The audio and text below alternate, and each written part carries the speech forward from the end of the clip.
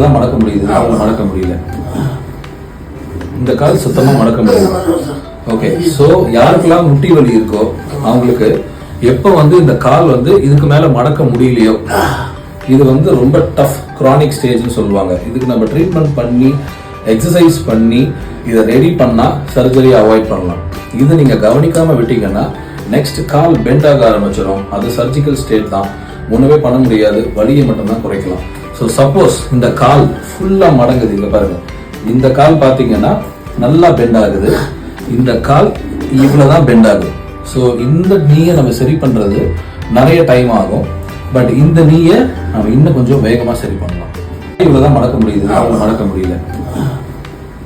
இந்த கால் சுத்தமா மடக்க முடியல.